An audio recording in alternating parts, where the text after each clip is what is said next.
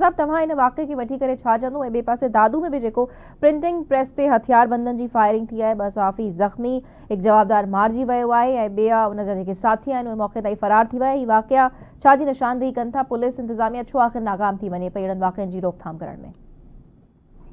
ही जेको वाक़ियो थियो आहे, इहो जेको सिंध में जेल जी पुलिसिंग जो सिस्टम आहे उहो पूरी तरह एक्सपोज थी वियो आहे।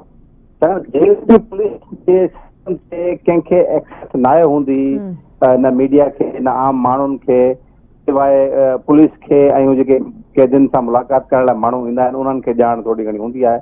बाक़ी ओवरऑल जेको जेल जे अंदरि सिस्टम आहे उहो ठीकु ठाक हिकिड़ो कमाई ज़रियो आहे जेल पुलिस जो। ऐं उते पोस्टिंगूं थियनि थियूं जेल सुपरडेंट ऐं ॿियूं, उहे को ईअं न आहिनि थींदियूं। उहे जीअं ई पोस्टिंगूं थींदियूं आहिनि थाणनि ते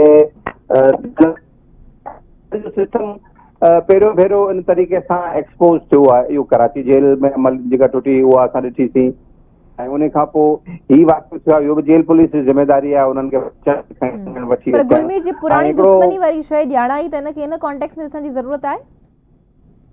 पर ॾिसो आहे त जेल पुलिस जी ज़िम्मेदारी न। कॉन्टेक्स्ट इहो आहे त हिकिड़ो हमिलो थियो आहे वैन जे मथां।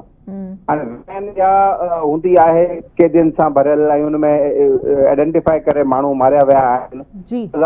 पोयां हिकिड़ा मज़बूत माफ़ियाज़ आहिनि न जेके इहे कनि था, पुलिस जे मथां हमला कनि था ऐं वरी निकिरी वेंदा। त जेको मां सम्झां थो त हाणे जेल जे पुलिस खे बि, जेल जी पुलिसिंग खे बि ओवरऑलिंग करण जी ज़रूरत आहे।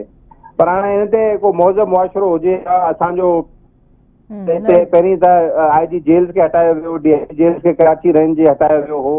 हिन वाक़े ते कंहिंखे हटायो वेंदो?